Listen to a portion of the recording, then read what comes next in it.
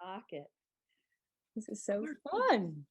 Well, we're a few minutes after, so we'll go ahead and get started. There's always people who roll in the first 10 minutes or so. So I'll let them in as they get in, but we'll go ahead and get started. Sounds good. All right. Hi, everyone. My name is Katie Bradford Osborne. I am the founder and curator of Roaring Artist Gallery.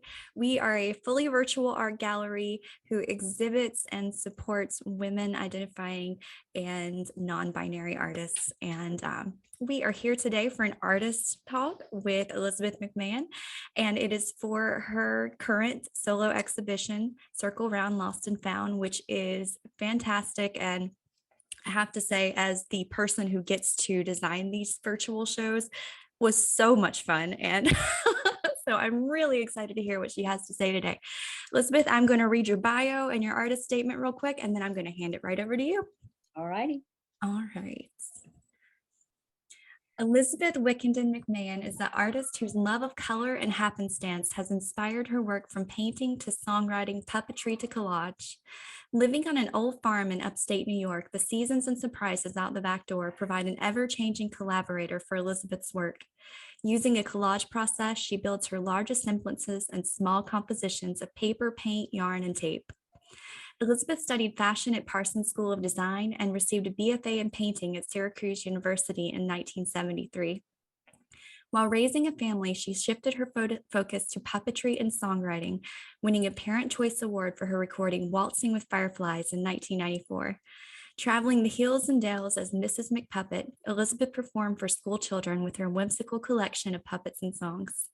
Most recently, in January 2021, Elizabeth created an installation for the VAR Gallery in Milwaukee, and in October received the Mixed Media Award at the Buchanan Center of the Arts in Monmouth, Illinois. From her gigantic cake paintings of the 80s to her Tea Party Shuffle Dance song to the latest assemblage, The Birds and the Bees and the Zebra Trees, Elizabeth embraces the moment and translates her life into art. And here's our artist statement for Circle Round Lost and Found.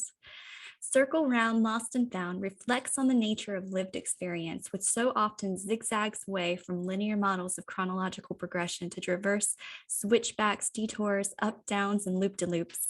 The energetic assemblages of shapes that it contains are the scrapbook pages that document fleeting, joyful moments from a lifetime of encountering and learning, from forms of gathering and ordering them, of losing them in their vibrant disorder, and finding them again with delight.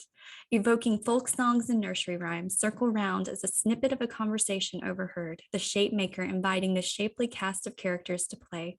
The resulting visual lexicon, on loan from the artist's ever-growing collection, embodies a practice that collapses distinctions between art and nature, journeying and staying home, what's lost and what's found, and above all, between living and creating. Viewers, too, are cordially invited to participate, to build their own mental archive from the assembled shapes, following them as they appear and reappear, as they materialize in collage or colored pencil in pictorial space, and as they leap from the wall and return to the environment through which our lifeways weave, to stitch together their own coterie of formal conspirators to tell the story of the day. Set in a virtual reality, the work takes advantage of playing with scale and movement. While one is not able to walk around a sculpture, we can see it spin. The juxtaposition of assemblances and can stretch out and flip around, having fun with this unique way of seeing and being. It's a whole new world. All right. I love both of those statements. They are so wonderful. All right, Elizabeth, I'm going to hand it over to you. Thanks. First, I want to raise my glass to Katie, the creative force behind this gallery. She has cheered me on. She's encouraged me, and that is like fire under your feet for an artist. She took my work and transformed it. I mean, I don't know where I'm going to go from here. It's so different and awesome what she did to it. Thank you, Katie. Thank you. It has been my pleasure, and it has been absolutely wonderful working with you. One more thing, I feel so fortunate that our paths have crossed. We met through the Artist Mother Network. Big nod to that wonderful organization. Circle Round Lost and Found, you know, the title just came from that magic spot. I love the way it sounds. And then I had to put on that detective hat and that in my scavenger hunt and figure out, what is this about? So I'm so pleased you're here. It's great to see you. And I really look forward to sharing these ideas with you. Let me share my screen.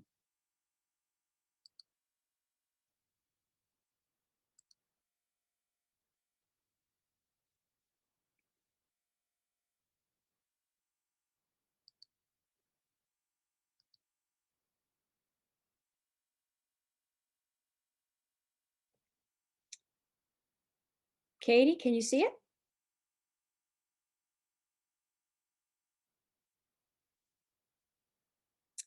My story begins with, uh-oh, okay. Yes, I'm sharing. Why don't we move forward? My story begins with my biggest influencers, my mother and father, Jean and Tom. It was the 1950s. I was dressed in pink, riding around in my Woody with my adoring older brothers. My parents were tuned into nature. They loved adventure. Here they are. They'd sailed down from Cape Cod on their sailboat to the Chesapeake, and they're hiking around a field. Whatever the season, we were outside. We were skating, canoeing, sailing, ice fishing, biking, hiking, hunting for praying mantis nests. We were outside. My mother would take me to the fabric shop and she'd say, "All right, Elizabeth, go through the aisles, pick out the color you want for your party dress." And it was definitely in those aisles that my love of color flourished. She was a knitter, she was a sewer, she taught me everything she knew. This is what I forgot. She had a studio on the top floor of the house. I can't believe I forgot this, where she would dress me up and photograph me. And by gosh, if I'm not doing that today, setting up my own still lives and photographing myself. My father was out in his garden whenever he could. He had a very messy workshop in the basement, just like my studio, where he would make practical things, but he also would make like one of a kind, like he made a ice boat one winter in the garage and sprayed it silver. And he would make whirligigs and he would make things for my show, but he also loved to play music and we would play duets. Here is Mr. McGregor, something he made for me for one of my shows. Well, in high school, I came upon Vogue magazine, and that was that. I started cutting out the images. I loved it. I pasted them up on the wall, and I decided, okay, I'm going to become a fashion designer. And off I went to Parsons School of Design. But during the summer, something happened. I was working at the United Nations Folk Arts Center, and Mrs. Henneberger was this eccentric woman who ran the place. And every day, packages would arrive from all over the world with homemade dolls, masks, baskets, and I was to do the displays. Well, my heartstrings just went twing, and I was like, I'm in love with folk art. I am switching out of design up to Syracuse University to study painting. But I walked into this class and it was 1970s color field painting. Helen Frankenthaler was the goddess. We were not allowed to paint on the wall. We had to paint on the floor. That's just the way it was.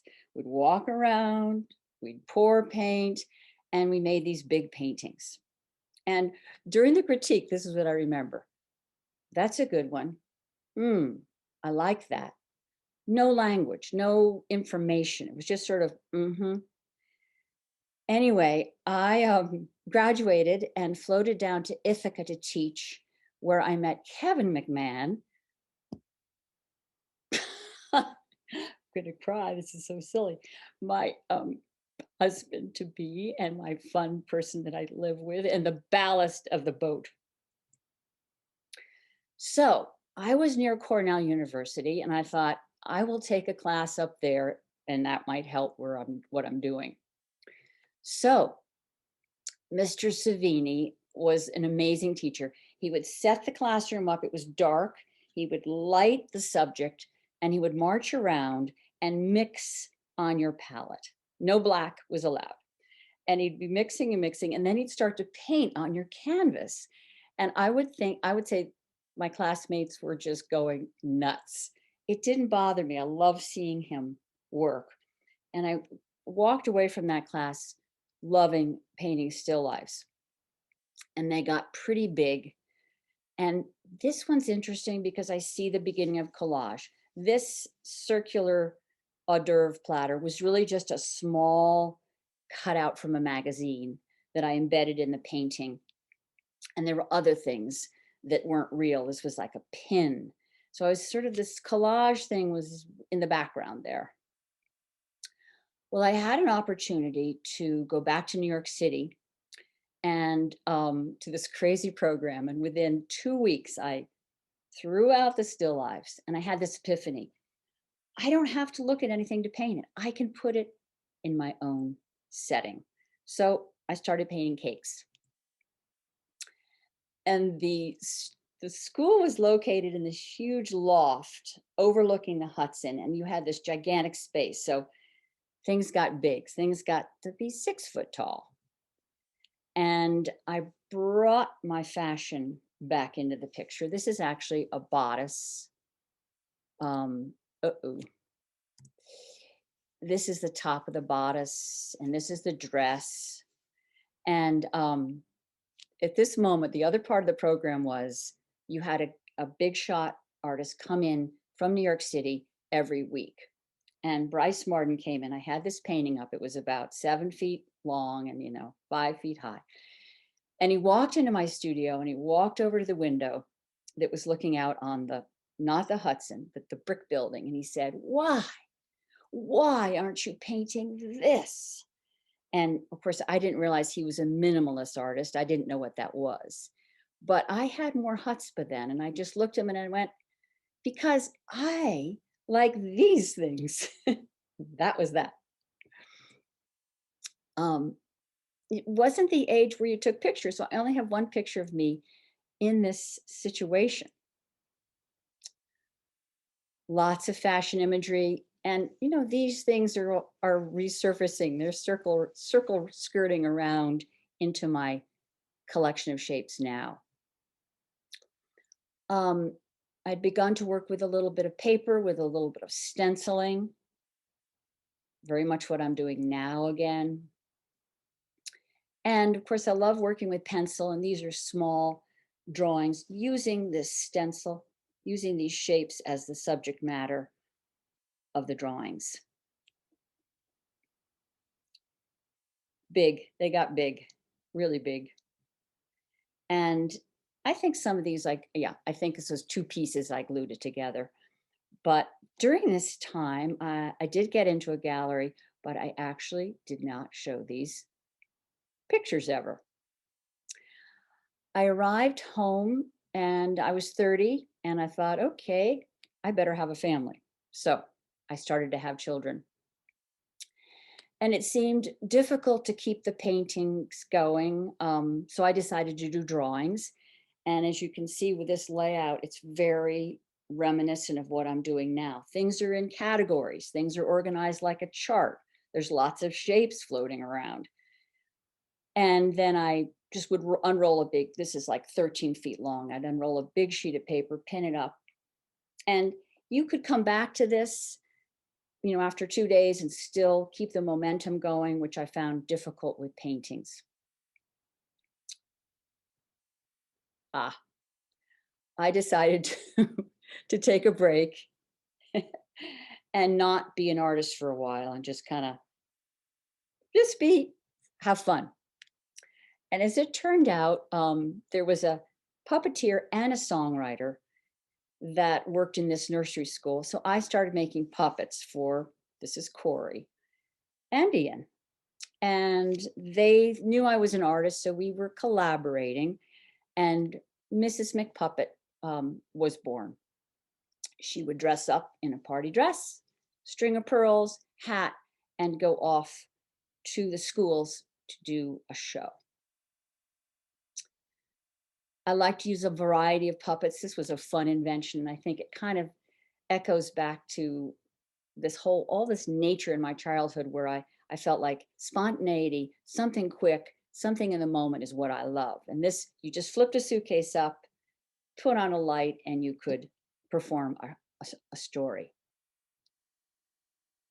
There was a lot of dancing involved in the show, a lot of movement, some fashion in a sense. And that, of course, was part of my background. My children were my collaborators. One very stormy night, this is Ian, the house was full of doors slamming. I said, "Oh my gosh, what's going on?" He went, "Mom, it's just my baby hippo snoring from underneath my bed." "Oh, yes, she came all the way from Africa." And that became a song. They are still my collaborators. One is an art historian and one is an artist. So the story goes on. This was near the end of this era. We would perform these musical matinees with high school students. This was Pizza Pie.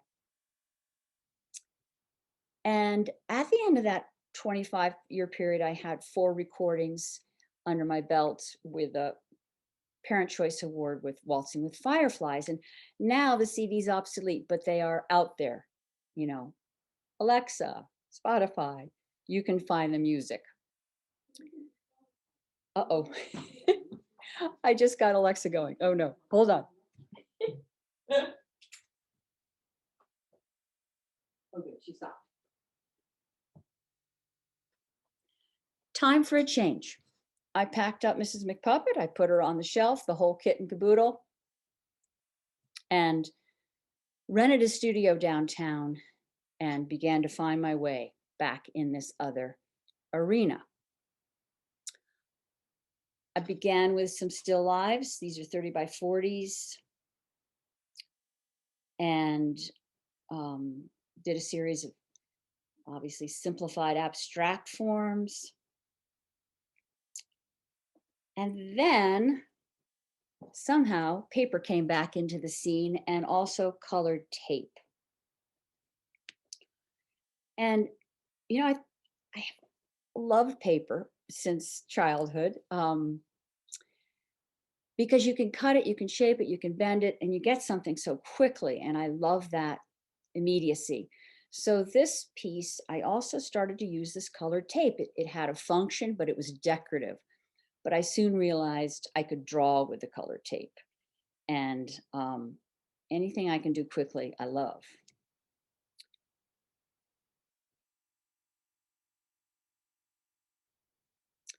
And then I began painting larger pieces of paper with paper, cutting them out and making these sort of figure-like objects. And then the bricolage came along. A bricolage, first of all, I just love the word, but you can take a whole bunch of things handy and make an assemblage, which is called a bricolage. And so I had a new studio. It was pretty big. And what I did was I took my clothesline, I took all those spoons and forks I'd gotten at my takeout lunch and put together a whole bunch of the collages I had lying around. And it became a spoon and a fork from picnic to paradise.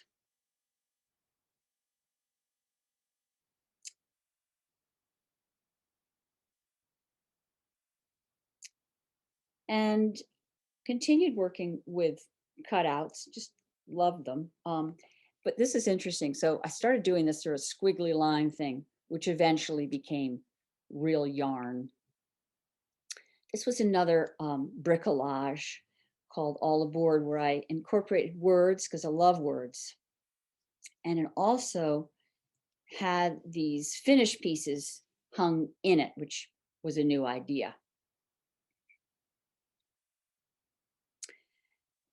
Then 2 years ago, we had the pandemic. I closed my studio up, came home, and began looking around the house for places to build things. The studio I got is out back, out the back of the house. The thing is, it's an attic. So these things, walls go down, you really only have 3 feet on the side. So we built a 4 by 8 um, surface, a homosote, and that's where I was going to do my larger pieces. A little bit about my process. I'm definitely a hunter and gatherer, can't throw a thing away. I go to clean up and I go, that's a great shape. I can't throw that out. So a lot of it's deliberate, but a lot of it is just serendipity. I'll see, oh, that's a great combination. And that's kind of the way I like to work the best. And this was a black and white mode. I thought, let's take color away. Let's just use black and white. Let's just dig into shapes. And this is when I started calling myself shape maker. This is called 3 Combs.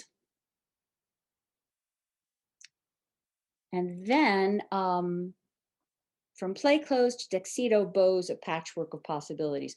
So each of these are 6-inch square collage glued onto luan, which is a very nice thin wood, hung in a grid like a quilt, very much like a patchwork quilt. You kind of play around with the shapes.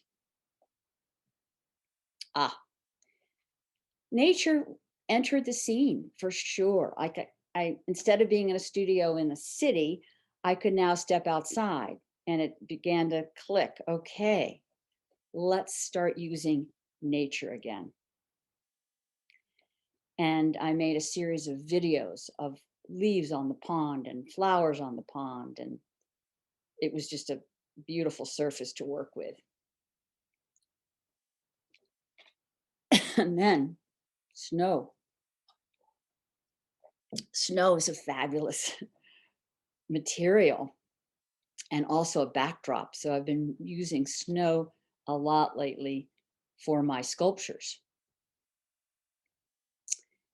And now we're kind of coming up more to the present here, where I'm starting to become part of the picture. My fashion background is sort of moving in, my performance background. I like to be part of the picture. This is a glimpse at the studio. And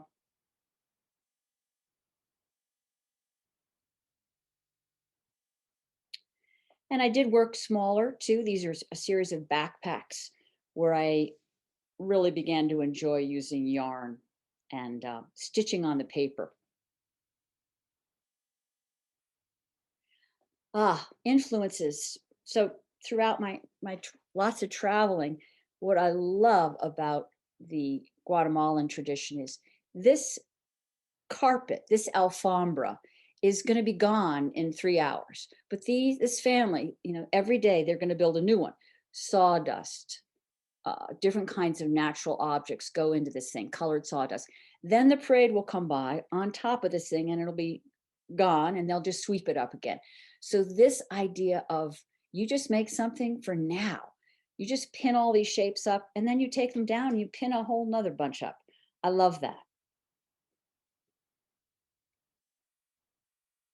And scale, all the temples, all the huge buildings that I've visited, and then this fabulous Dia de Muertos figures. I love that feeling of scale.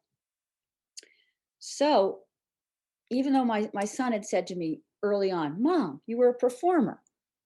Well, you just turned your back on that. And I completely turned my back on that. And all of a sudden now I'm like taking these shapes and they're becoming props and they're becoming costumes.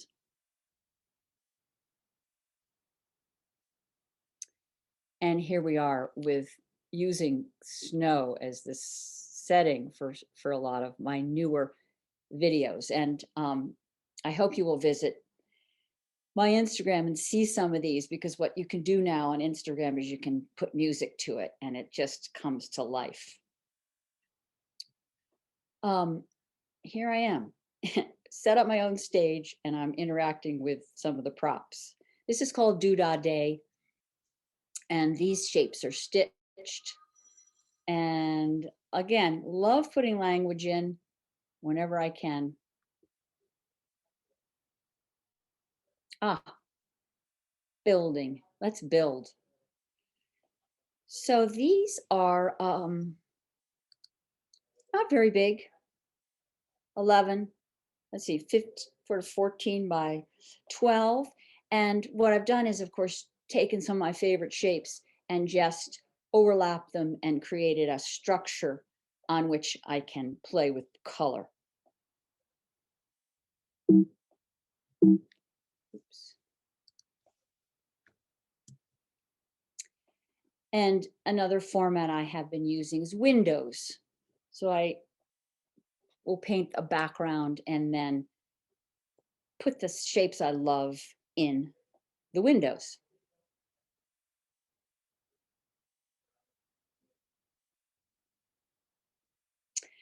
And this takes us to the title piece, Circle Round, Lost and Found.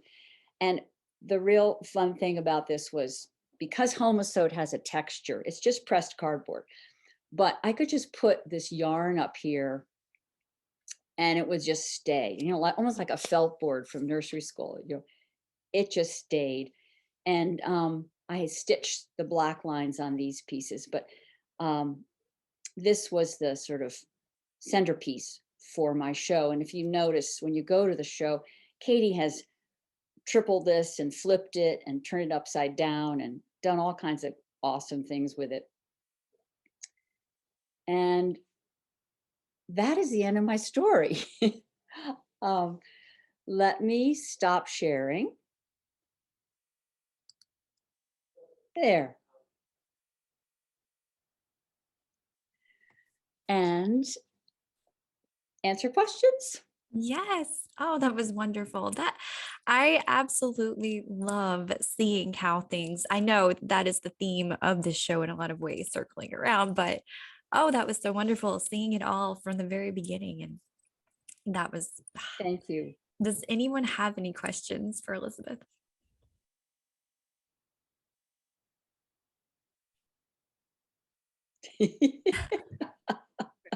Question, but can I just say a comment, just a gratitude Mhm. for the color, the shapes, the life, the energy that you brought to us in this work and with this talk. Spectacular. Thank you. Thank you, Carol. I could not agree more. This has been absolutely wonderful. It was exciting to hear your journey. A wonderful approach to start way back and pull your spirit and your creativity through so many ideas and permutations and to land here. It was a very beautifully put together talk. I enjoyed it so much. Thank you so much. Did I mention the word spiral? If you didn't, you can see it visually. Yeah. And I just still can't, I can't believe that I didn't remember my mother had a studio. It's circling around. Oh, I love that.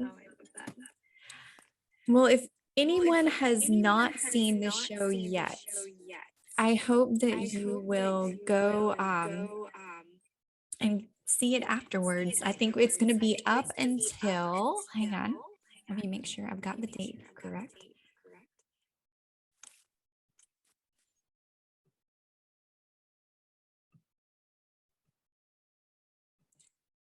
I actually don't think it's on here.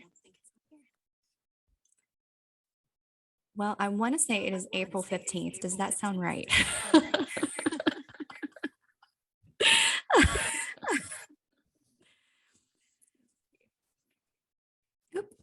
I have a question. Okay. Okay. I haven't been pulled aside by the police, so I'm safe and I stopped my car, but I listened to this while I was driving. So I'm so happy I was able to. And Elizabeth, so as you move forward, is there a medium that you are interested in that you haven't delved into yet? With the sculpture, they're all paper right now. So don't know what I'll do with it. Would you ever go back to puppetry? I mean, what was it about puppetry that called to you? I thought it was magic. I thought it was magic. God, when I Honest to saw God, when I it, saw it, I don't know why we're having I don't know echo. why we're having echo. When I saw the When I nursery saw the nursery bring it to life, bring it to life, I think And I the think the worlds are the merged. worlds are merged. You know, the The performer. performer, So it's it's possible. possible. Right It's now, I don't possible know. that Right now, you I don't know. so it's possible that you might go back in that direction. In a new way, In a new way, Okay, but it's thanks. but it's possible. possible. Okay. You want to work with me? You want to work with me? Don't I would be an assistant. I would be an admirer. I would be the one to get things for you. But they were remarkable. My children grew up on your performances and your magic, and now my granddaughter with your music. So it is sorely missed. Thank you, Barbara. Thank you, Barbara. You bet. Oh, that's wonderful. Oh, that's wonderful. Yeah, we're having a Yeah, little we're having a little double sound thing going on for some thing going reason. on for some reason. But That's okay. In the okay. chat, Amy said In the thank chat, Amy you. said I love the thank you. I cheerfulness love the of your work. cheerfulness of your work. And Carol said Carol brilliant, said brilliant, constructed, and presented your joy presented and your joy, and I love that. I think that I think that that's exactly how I that's feel exactly how I about feel about. Thanks, Katie. Thanks, Katie. Do I'm just we so, have any- I'm just do we so have any- happy that this time That this period time came, period because I've been walking I've been walking and and I can't, I couldn't can't, get I out couldn't get out what I was going to say. in what my I was going to say in my.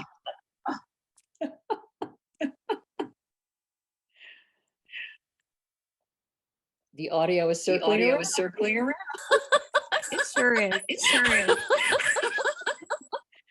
I think we better call it a day. All right. All right. Well, like I said, Well, the show like will I be said, the up show will until be up April until 15th. April 15th. This recording This will be recording will up be hopefully up tonight, hopefully if not tonight, if not tomorrow tonight, on YouTube. tomorrow on YouTube.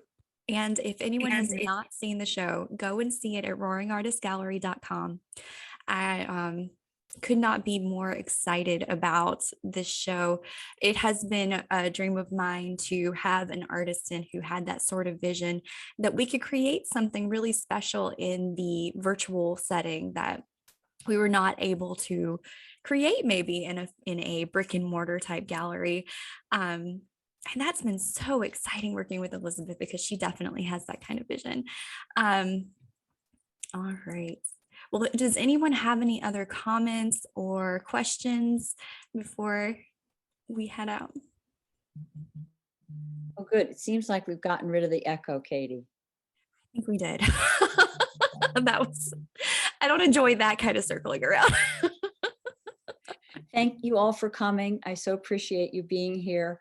Katie, once again, thank you. I wouldn't be here without you on this adventure. And it's been so awesome. People said to me, but now what are you going to do? Now that Katie's done that with your stuff, what's next? And which is really a good question. I'm kind of like, I don't know. It is a good question. I'm excited to see what you do next. I think it's going to be something wonderful. I think this is the story so far, and I'm excited to see what the next chapter is. Me too.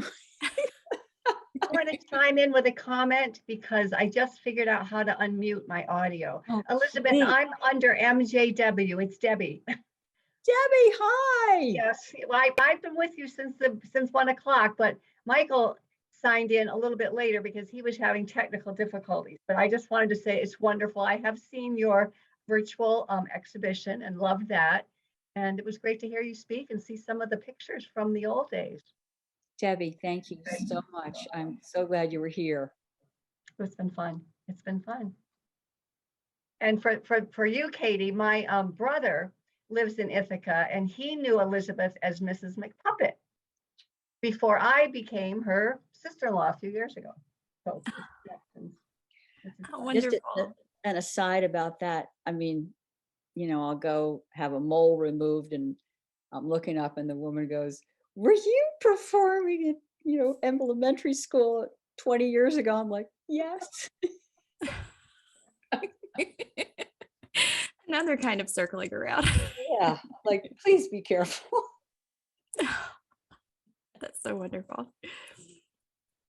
Let's see here. Stuart said, wonderful, E. Really appreciated your retrospective and how your sensibility has expressed itself through different media over time. You are a treasure and we love you. That is so wonderful. I could not agree more. Thank you, Stuart.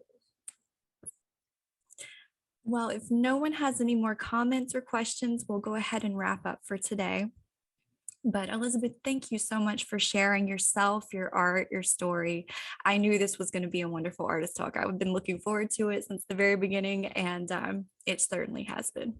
So I'm excited to get it up on YouTube so everyone can see it. So if you missed the beginning, hopefully tonight, but if not tonight, then tomorrow, it'll be up on YouTube for you to be able to check it out, and on the show page. So go to roaringartistgallery.com and you can click from the very first page onto Elizabeth's show page and explore the virtual exhibition if you have not, but or go back and explore it again. I'm excited to go explore it again, and I decided, but that's one of my favorite things to do is after an artist talk, go back and re-immerse myself in it and really enjoy the experience. So thank you for giving that to us. That is a gift, and it's wonderful. And so great to have this opportunity, Katie. Thank you. Thank you. All right. Well, thank you to everybody. Yes, thank you to everyone who has come to see us, and we'll see you next time. All right.